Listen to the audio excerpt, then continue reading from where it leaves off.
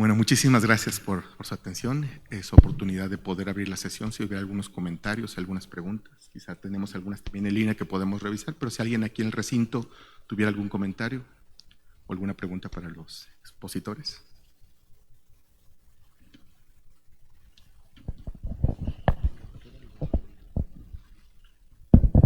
Hola, muy buenas tardes. Lourdes Arriaga, académica. Muchas gracias a todas, doctor, también, por esta ponencia y recordarnos de qué tan importante pueden ser estos organelos, a veces medio olvidados, en las cuestiones patológicas. Y bueno, tengo varias preguntas, pero por cuestiones de no abusar de su tiempo y expertise, la voy a concretar a dos, y es: cuando observamos los mecanismos de disfunción celular, y esto incluiría las mitocondrias, y utilizamos estas estrategias farmacológicas, muchas veces lo que está detrás en la biología son mecanismos fisiológicos de control, ¿no? ¿Y aquí de qué estaríamos hablando? Estaríamos pensando en qué parte de lo que ustedes han explorado tiene que ver con expresiones de mirnas, no sé si aplique cambios epigenéticos de remodelación de cromatina o de ese estilo. Esa sería mi primera pregunta.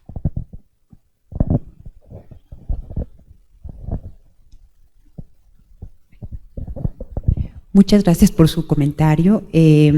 Creo que los cambios que se mejoran, por ejemplo, en el caso específico de las flocinas, que nosotros vemos una recuperación del flujo sanguíneo renal, o sea, sí tenemos un cambio hemodinámico que podría estar produciendo menos hipoxia y por lo pronto menos daño, ¿no? Entonces, fisiológicamente hablando, las flocinas sí parecieran mejorar este estado hipóxico y por lo tanto toda la cadena que se hace de estrés oxidativo y demás. Pero pensando precisamente en eso, nosotros lo que hicimos fue evaluar estos animales antes de que se recuperara la disfunción renal, dándoles nada más 5 días de tratamiento. Y entonces vemos que el efecto franco es una mejoría que va más relacionado con el restablecimiento de la homeostasis mitocondrial. Entonces sí parecería tener, en el caso específico de estas flocinas, un efecto sobre las mitocondrias que todavía falta conocer exactamente cuál es el mecanismo. Se ha sugerido que a lo mejor también inhibe la entrada de calcio, por ejemplo, a la mitocondria, etcétera, ¿no? Muchos cambios que pueden ser. Sí se dan cambios epigenéticos también, o sea, esto creo que una célula es muy compleja de entender y que están ocurriendo muchos cambios simultáneamente, ¿no?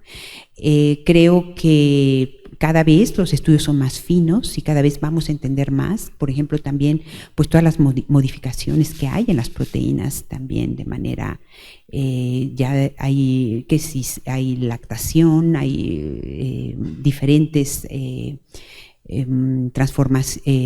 modificaciones que se están llevando a cabo. Entonces creo que es muy difícil, ¿no?, poder decir exactamente todos los mecanismos que se están prendiendo, que creo que son muchos. Gracias.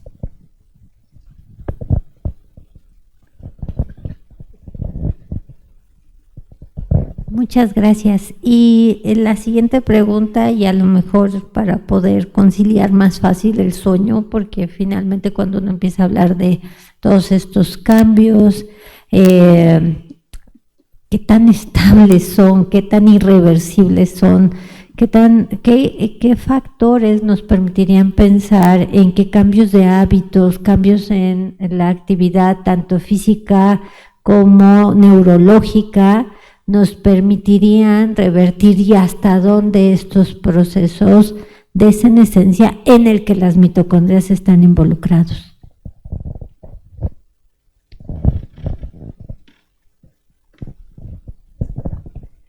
Muchas gracias por su pregunta y su comentario. Y pues sí, es justamente los hábitos y el ejercicio induce autofagia, incluso en las neuronas. Y también el comer, digamos, la manera fácil de decirlo es saciándose hasta el 80%. Parando de comer, pues, cuando uno está hasta el 80% no completamente saciado, es más fácil que la restricción calórica o el ayuno intermitente y esas cosas, ¿no? Y sí, eso induce pues autofagia funcional y pues mantendrá las mitocondrias saludables. Gracias por su pregunta. Bueno, además de lo que comenta la doctora Castro, yo también quiero comentar que las mitocondrias son organelos muy dinámicos, entonces no solamente es evitar que mueran, sino también buscar, no sé, algunas situaciones, algunas condiciones que favorezcan la biogénesis mitocondrial. Y eso ocurre, bueno, en un organismo sano. Entonces, creo que ambas situaciones tendrían que complementarse.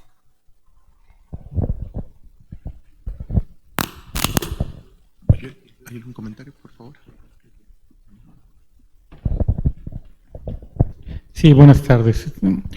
Gilberto Vázquez de Anda, miembro de esta academia y con especialidad en medicina crítica, en donde mucho de esto siempre nos ha fascinado a los intensivistas, precisamente todos estos mecanismos. En mi comentario espero no cometer muchos errores, dado que soy clínico y no tanto biólogo o estar en la medicina básica o molecular. Pero en lo que es la disfunción de la cadena respiratoria en la enfermedad cardíaca, se habla de estas especies reactivas de oxígeno, como si nosotros al bloquearlas pudiéramos mejorar ese sistema.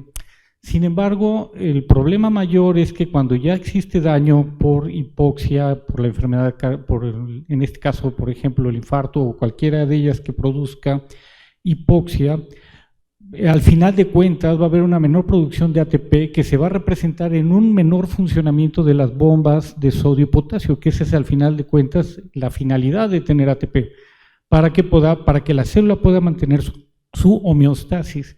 Quizá entonces estas especies reactivas, o sea, estos antioxidantes, no tengan toda esa función en la clínica como se esperaba, precisamente porque no están limitando nada, quizá nada más están neutralizando cierta parte o componente de la hipoxia, pero no están restableciendo la función de este equilibrio iónico en la célula. Por eso entonces progresa la muerte celular. Con todos los mecanismos tan bellos que han descrito, la verdad es que estoy hasta emocionado de todas estas cosas que ustedes hacen, de mucho profesionalismo, y la verdad da mucho gusto ver este tipo de estudios. Pero bien, en ambos, tanto en la disfunción de la cadena respiratoria, aparte de estas especies reactivas de oxígeno, y como en los canales iónicos, no tocaron lo que es la influencia que tiene el factor inducido por la hipoxia, que prácticamente parece ser una llave o un mecanismo orquestador de todas estas respuestas y que es sumamente importante.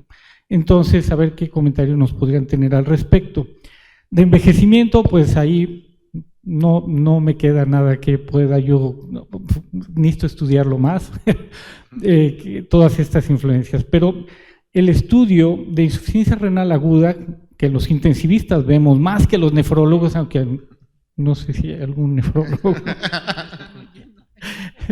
entonces lo vemos todos los días. Y sí está muy claro que no es lo mismo tener un componente de insuficiencia renal aguda que involucre el tejido, o sea, la isquemia del tejido, junto con la inflamación endotelial de los vasos peritubulares y del glomérulo. O sea, entonces, el que se involucre el endotelio es un componente importante.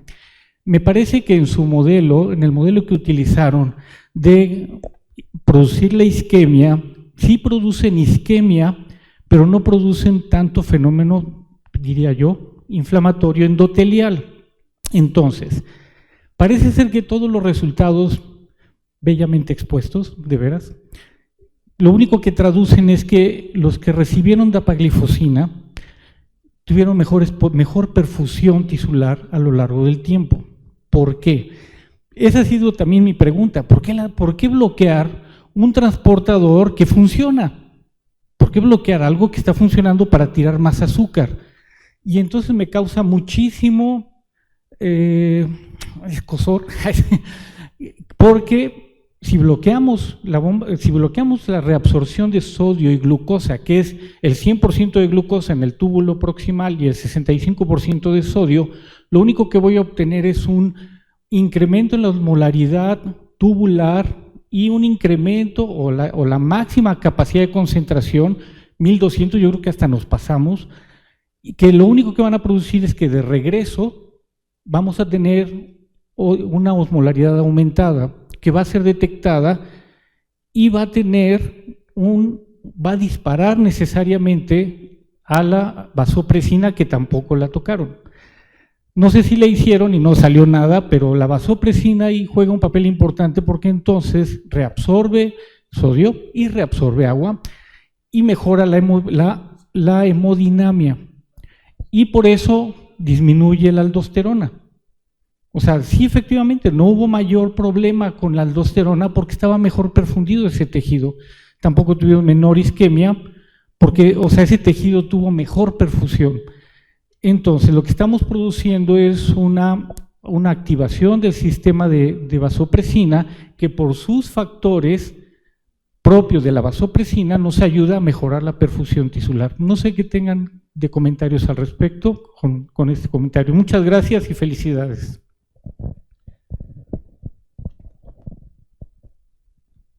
Gracias, doctor, por todos sus comentarios. Espero haberlos digerido todos ellos.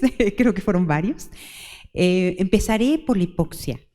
Efectivamente, nosotros hemos demostrado, y un poco también con el comentario de la doctora previo, hemos demostrado que después de un fenómeno de isquemia reperfusión, hay una respuesta ineficiente a la hipoxia. Y esta respuesta ineficiente a la hipoxia la demostramos a través de ver este cambio epigenético. Cuando se activa HIF por la hipoxia, que no se degrada, entonces migra al núcleo y se empieza la transcripción de sus genes blancos, entre ellos el VEGF, el factor del endotelio vascular, que como les mostraba está disminuido. O sea, hay un cambio epigenético donde se produce la hipermetilación de la región promotora de VEGF y eso hace una reducción en VEGF. Entonces, si algo ocurre después de la isquemia, en esta respuesta maladaptativa que les he demostrado, que no hay una buena respuesta frente a la hipoxia. Entonces, por ahí tenemos este efecto. Respecto a lo que usted comentaba de lo que aparece la mayor parte de los pacientes que desarrollan lesión renal aguda, sobre todo en terapia intensiva, son pacientes con sepsis. Entonces, actualmente nos encontramos haciendo un modelo de sepsis en donde también vamos a producir lesión renal aguda y entonces poder ver también qué pasa hacia la enfermedad renal crónica y hacia este medicamento como la flosina, ¿no? Entonces, en eso también estamos trabajando con el fin de tener este tipo de situación que ocurre en la práctica clínica, aunque también, pues bueno, la isquemia reperfusión pues ocurre mucho, sobre todo en la cirugía cardiovascular. Entonces, que está, podríamos decir, eliminado el componente inflamatorio que podría estar produciendo la sepsis. Entonces, estos modelos experimentales nos ayudan a asemejar lo que pasa en la práctica clínica y poder pues seguir el curso temporal de estas enfermedades. Entonces, en eso estamos trabajando. Respecto a lo que comentaba, efectivamente, nosotros estamos dando un tratamiento transitorio. Entonces, estos cambios en la glucosa que usted comenta son solamente durante 10 días y otra de las cosas que ocurre es que los tratamientos y las dosis que usamos no inhibimos completamente al cotransportador de sodio glucoso. O sea, se inhibe parcialmente, o sea, no totalmente. Entonces, la dosis permite un bloqueo parcial y por lo tanto pues también tenemos reabsorción de glucosa por el túbulo proximal. Sí hay una mayor llegada de sodio al túbulo distal, a la mácula densa, y esta llegada mayor de sodio produce una inactivación del sistema renina-angiotensina-aldosterona, como les estaba mostrando. Entonces, es uno de los efectos. Finalmente, lo que usted comenta sobre la osmolaridad, estoy totalmente de acuerdo, aumenta la osmolaridad en el túbulo distal y en el túbulo colector por la presencia de glucosa, pero lo que ocurre con la vasopresina, desafortunadamente, no lo hemos estudiado. Pero bueno, tomaré muy en cuenta su comentario. Muchas gracias. Doctor, yo quisiera comentar un poco sobre su cuestionamiento de la utilidad de los antioxidantes. Efectivamente, los antioxidantes en la vida real pues raramente funcionan, en un contexto experimental pues, funcionan muy bien. Y aquí creo que lo que no hay duda es que las especies reactivas de oxígeno son un producto que causa daño, eso indudablemente. Más bien, lo que habría que buscar es preservar la función mitocondrial, más que esperar a que se generen estos productos.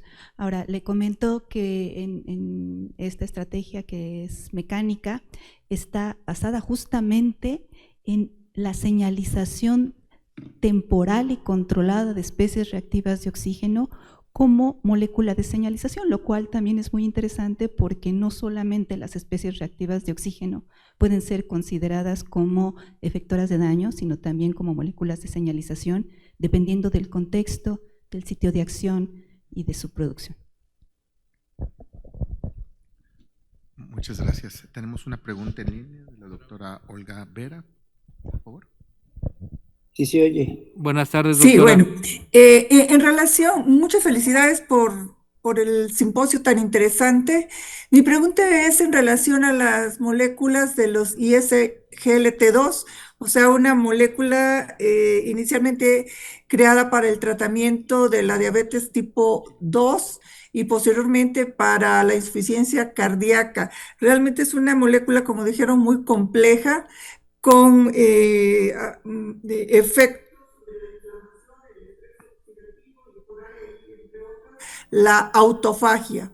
En relación a la autofagia, pues se mencionó que en las células senescentes pues había una disfunción de la autofagia. Y en ese sentido es mi pregunta, si en el grupo de trabajo que están llevando a cabo se ha publicado algo en relación de estas moléculas de las glifosinas para el mejoramiento de la autofagia o la disfunción de la autofagia en los problemas de demencia o la senescencia.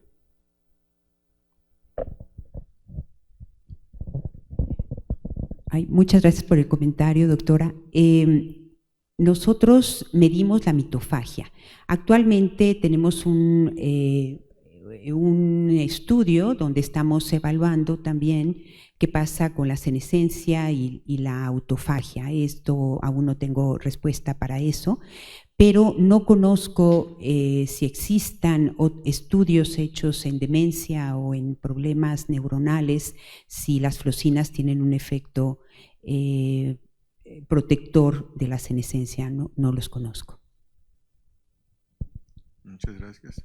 Tenemos una pregunta aquí en sala del doctor Constantino, por favor.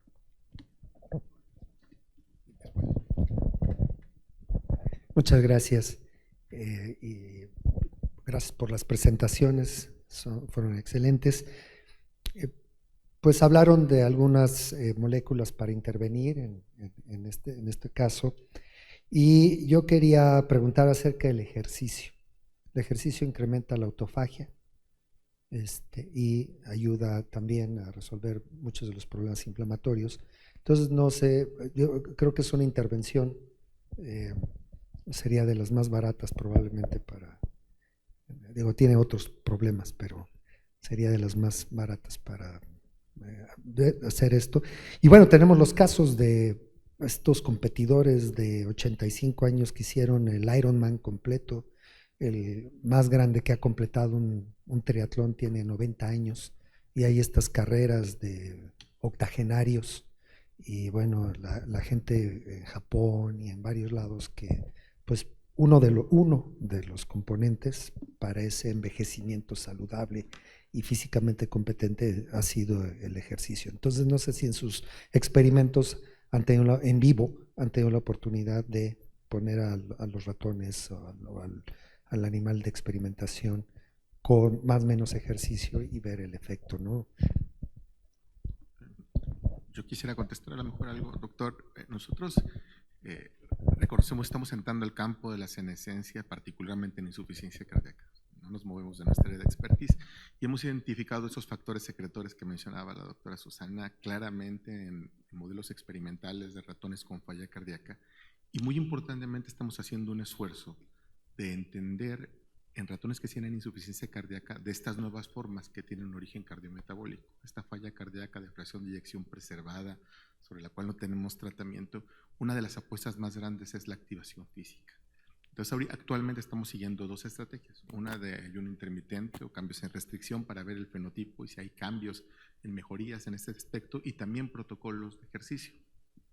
Y es bastante interesante porque teniendo cortes y colaboraciones con Europa y Centro y Sudamérica, tenemos grupos o colegas que han estudiado fijándose en sarcopenia o en estatosis hepática, pero no han visto la parte en insuficiencia cardíaca. Entonces estamos, las mismas estrategias que ellos ya demostraron beneficios en sarcopenia, por ejemplo, en músculo esquelético o en el tejido hepático, lo estamos recuperando las muestras y tratando de entender si también el contexto de insuficiencia cardíaca, y lo que puedo adelantar de datos preliminares es que efectivamente el ejercicio como un activador de la autofagia, pero un factor que prende importantemente PGC1 alfa como un factor relevante en biogénesis mitocondrial, en mantenimiento de homeostasis redox, pues es la clave definitivamente, es una muy buena estrategia y la estamos explorando, al menos en nuestro grupo del TEC de Monterrey.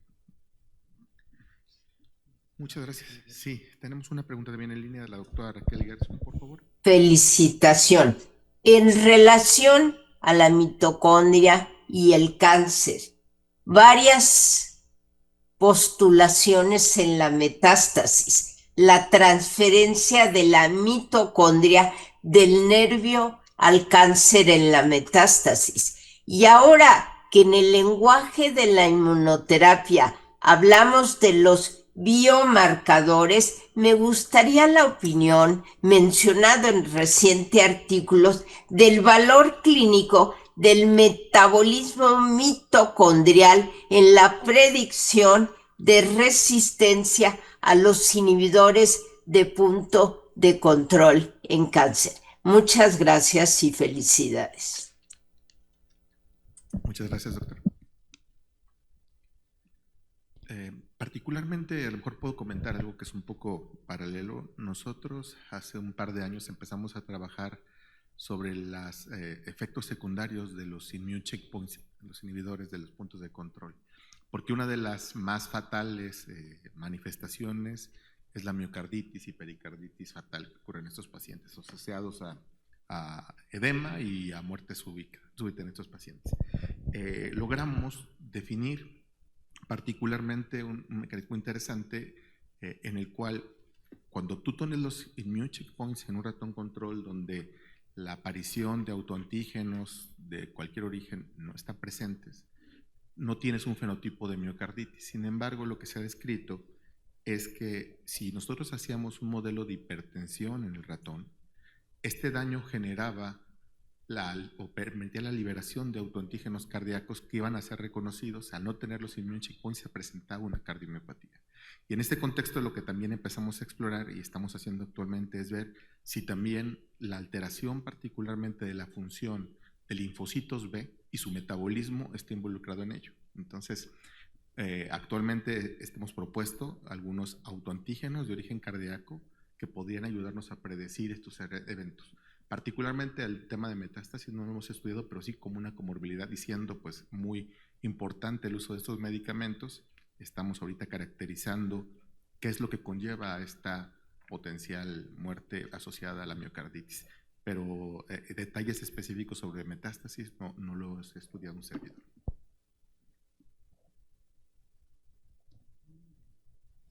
No hay preguntas en línea. Parece que aquí tampoco hay algún comentario. Doctores. Bueno, pues muchas gracias, doctor Gerardo García Rivas. Y les voy a comentar, yo estoy sorprendido de toda la información que recibimos hoy y de la que aprendí mucho. Como les decía, las mitocondrias han sido mi organelo predilecto desde que era estudiante de medicina y lo sigue siendo. Y más como comentaba el doctor Vázquez de Anda. Yo también soy intensivista. Y los que somos intensivistas sabemos el papel que tiene la mitocondria en la enfermedad grave en diferentes escenarios, y no se diga en la sepsis, los estados de choque y demás entidades que vemos, además de la cardiopatía isquémica, trauma y demás, ¿no? La esquina de la muerte famosa, descrita hace unos años, ¿no? En donde se vio el gradiente diferencial entre mitocondrias bien perfundidas y oxigenadas y las que no, y los cambios, ¿no? Y así, bueno, sería interminable la cantidad de comentarios y preguntas que tenga, de las que anoté mucho, pero que por tiempo no vamos a poder hacerlas. Pero en ese sentido, bueno, quiero agradecer, y la academia se honra con su presencia, de la doctora Zazueta, gracias doctora, de todo esto que nos presentó el día de hoy, a la doctora Bobadilla, bueno, impresionante, y a la doctora Susana Castro, bueno, la mitocondria es la fuente de la eterna juventud. Estos esquemas que nos presentó de las células senescentes son increíbles, ¿no? Entonces cada vez aprendemos más de por qué vamos envejeciendo y también por qué enfermamos. Y necesariamente al doctor García Rivas por esta excelente presentación y este simposio de la que todos aprendimos muchísimo. Y también la invitación a que no lo dejen el día de hoy. Esto se presta a que se replique el año entrante con nuevos avances y con nuevos conocimientos de la mitocondria, que es impresionante. Así que muchísimas gracias. Y bueno, y como es costumbre, al final de la sesión damos a conocer los avances que tenemos en la academia. Y el día de hoy es un día muy especial para esta administración de la academia porque tenemos nuestro directorio ya actualizado. Fue un trabajo de muchísimo tiempo, que tardamos año y medio tal vez en completarlo porque tuvimos que actualizar a cerca de 1,864 académicos. Aquí está la historia de la academia, desde su fundación, todos los que han estado en mesas directivas, académicos, entonces es un documento de gran importancia. Por la extensión, bueno, hicimos un tiraje corto para las o los que las quieran, pero también los colegas que están a distancia, se los podemos enviar por medio electrónico, porque recuerden, esto es exclusivamente para miembros de la Academia Nacional de Medicina, un documento muy importante. Y en ese sentido, quiero agradecer al doctor Carlos Varela, muy conocida por toda la congregación, por toda la asamblea, por su trabajo en revisar prácticamente todo el documento antes de la publicación y de la que nos hizo una buena cantidad de comentarios y observaciones para que estuviese lo mejor posible. Y de nuestro trabajo cotidiano, lo que no se ve en un texto, todo lo que se tiene que hacer, bueno, agradecerle a Elizabeth Gutiérrez, a Eli, que siempre está aquí con nosotros, es nuestra asistente ya de una buena cantidad de tiempo para el desarrollo del documento, y también a Roberto Vidal Gómez, que por aquí anda, quien hizo la edición completa de este excelente documento. Y también quiero agradecer y extender aquí el agradecimiento a Editorial Zapra, porque Zapra nos hizo este documento a un precio que si les dijera, no me creería. Entonces al señor Prado, a su señora, por hacer este documento a un precio muy accesible para la corporación, que como saben todas y todos ustedes, es el punto flaco de la academia y su tendón de Aquiles, el financiamiento, pero bueno, gracias a todos ellos y a todos los que estuvieron involucrados. Y también para comentarles de que la sesión de la siguiente semana, del miércoles 9 de julio, nuestra sesión ordinaria, está relacionada a actualidades en el tratamiento del asma en el adulto. El asma en el adulto va en incremento de manera muy importante y aún casos de asma grave.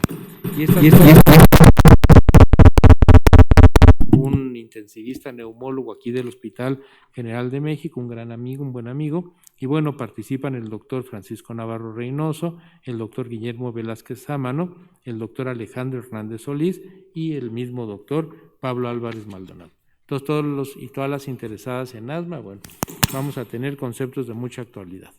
Si me pasas la siguiente. Y bueno, vamos a hacerle un homenaje muy significativo e importante al maestro Guillermo Soberón Acevedo. Todas y todos ustedes lo conocen, fue un hombre genial, un hombre fantástico, secretario de Salud, rector de la universidad y bueno, todo lo que hizo por el bien de México, fundador de Funsalud, la Fundación Mexicana para la Salud, y el listado de legado del maestro es grande. Entonces vamos a tener la sesión de homenaje el martes 5 de agosto de este año. Y bueno, la que sigue, de favor, Germán. Y van a participar en esta... donde viene el programa. ¿No está? Bueno, y el programa, bueno, participa el doctor Narro, que trabajó estrechamente con él, el doctor Ramón de la Fuente, el doctor Ruelas Barajas y una gran cantidad de personalidades que trabajaron cuando el maestro era un personaje activo tanto de la docencia como de la administración pública. Entonces están todas y todos invitados a los que quieran participar. Y en nuestra sección de documentos de la Academia Nacional de Medicina de México se van a subir a la página, estos nada más suben a la página, en la sección que dice documentos de la Academia, un documento fenomenal, también derivado de, pásamelo, sí, ¿no? También derivado de una sesión referente a pseudomonas multiresistentes. Esta sesión la coordinó la doctora María del Rosario Morales Espinosa, una gran investigadora en bacteriología con su equipo de trabajo, y de veras es un documento muy bueno, para que los invito a que lo... Y el otro documento que estamos también prontos a subir es este documento escrito por el doctor José Narro Robles, un distinguido académico, un distinguido mexicano, que se titula La Academia Nacional de Medicina en tiempos difíciles de México y el mundo. Pienso que por los momentos que pasamos, esa es mi forma de pensar, es un documento de lectura obligado. Estos documentos estarán en un par de días ya en la página de la corporación para que tengan todos acceso a ellos. Y bueno, sin más, refrendar el agradecimiento a todos los participantes en este simposio, a las doctoras, al doctor que estuvo con nosotros aquí en este simposio, porque además debo de decirles, el doctor va llegando de Santiago de Chile. Entonces, esto habla de la pertenencia y compromiso de un académico, que a pesar de venir cansado de viaje de trabajo y demás, estuvo aquí en tiempo y forma, como se dice en todos los sentidos. Gracias, doctor Gerardo García Ramos, de veras que es una gran cosa para la corporación, especialmente para la mesa directiva, para todas las doctoras que participan, el que haya estado aquí, cansado y demás, pero bueno, como decimos coloquialmente, al pie del cañón. Bueno, así que sin más, les agradezco mucho su presencia en esta extraordinaria sesión y nos vemos la siguiente semana. Paz y bien.